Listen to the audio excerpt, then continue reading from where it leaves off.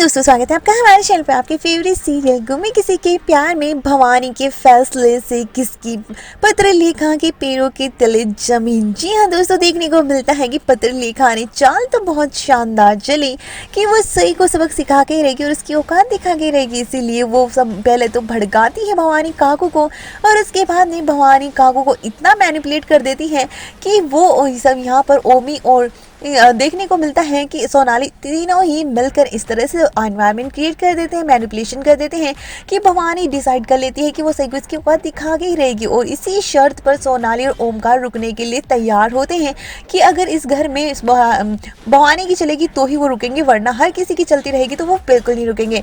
और इस अब भवानी ने ठान लिया कि वो अब वही करेगी जो उसको सही लगता है। तो दूसरी तरफ सही और विराट के दोस्ती के मायने अब बदल रहे हैं। धीरे धीरे यहाँ पर देखने को मिलता है कि विराट क्लियर कर देता है कैफे वाली बात भी और विराट अपने कमरे में पहुंचता है जहाँ पर सई को ही वो मिस करते नजर आता है। तो सई भी उसका दिया हुआ रोज अपने बालों में लगाती है और काफ़ी ज़्यादा खुश हो रही होती है और विराट को ही मिस कर रही होती है। तो दूसरी तरफ विराट भी सई के दुपट्टे के साथ में उसे मिस कर रहा होता है। लेकिन तभी पत्रलेखा की एंट्री होती है और देखने को मिलता है कि वो उसे कहती है कि अच्छा तो तुम क्या मैं यहाँ पर नहीं आ सकती हूँ।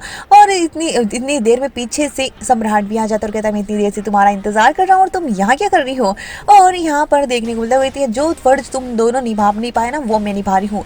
मैंने मामा का बदलवा लिया है फैसला। और ये सुनकर वो दोनों काफी खुश हो जाते हैं। लेकिन सही वो कहते हैं हाँ फर्ज भी निभाते वक्त तो मेरी याद आती है, जब प्यार लुटाने की बारी आती है तो तुम सही को याद कर लेते हो। तो विराट और सही ने जो आज किया होता है उसके लिए सम्राट काफी तारीफ करता है और सम्राट की और विराट दोनों मिलकर पत्रलेखा की बोलती बंद कर देते हैं और सही की और विराट की काफी तारीफ करते हैं। वो खुश हैं कि अब नीनाद वही इज्जत उसको अश्विनी को देगा जो एक पति को देनी चाहिए और काफी खुश होते हैं।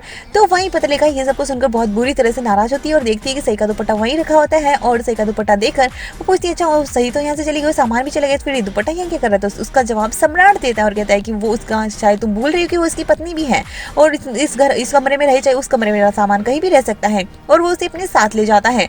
तो वहीं देखने को मिलेगा कि अब भवानी काकू डिसाइड कर लेगी कि वो विराट और सही को अलग नहीं रहने देगी और एक कमरे में रहने का फैसला सुना देती है और साथ में ही घर के चिराग की डिमांड भी कर डालती है कि 1 साल के अंदर अंदर उसे इस घर का चिराग चाहिए जिससे कि सही के होश उड़ जाते हैं। देखना है कि भवानी के इस फैसले के बाद में विराट और सही इस घर को चिराग दे पाते हैं या फिर अपनी दोस्ती को कायम रख पाते हैं।